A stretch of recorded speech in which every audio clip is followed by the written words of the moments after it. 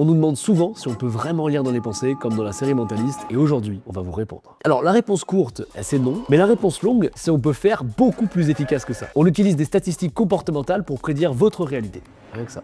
On appelle ça le cold reading, mais attention aux clichés. Alors, c'est pas juste un effet de flou artistique, parce que pour faire du cold reading, on va s'appuyer beaucoup sur l'effet Barnum, c'est vrai, mais pas que. On va aussi utiliser l'observation. Et attention aux raccourcis, ça ne veut certainement pas dire qu'un geste signifie quelque chose de réel en face. Bah oui, parce que l'erreur, ça serait de se dire ah tiens, il a bégayé, donc c'est un mytho. C'est factuellement faux. En science, on appelle ça l'erreur d'Othello. C'est l'idée que quelqu'un qui ment peut avoir exactement le même comportement que quelqu'un qui a peur de ne pas être cru. En réalité, le mentaliste, il cherche des indices, des groupes de signaux qui se répètent et qui vont donner une sorte de direction probable. On parle d'une probabilité a priori. Si j'observe Charlie, si je l'écoute parler en entendant qu'il est un petit peu malade, aujourd'hui mon bon Charlie.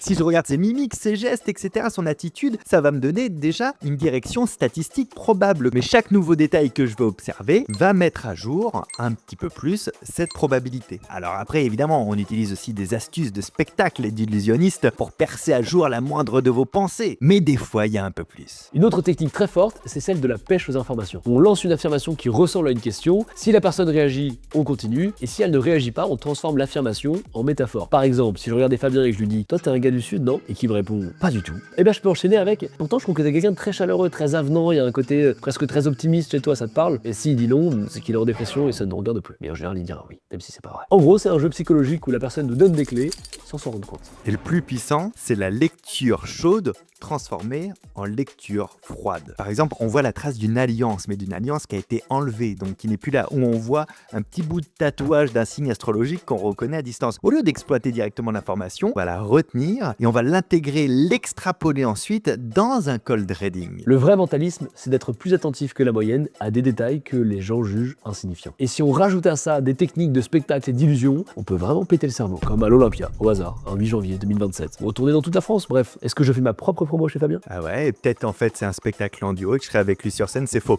je serai dans la salle pour l'applaudir, venez le voir. Il s'appelle toujours Charlie Edge, je m'appelle toujours Fabien Olicard, à très bientôt, ciao.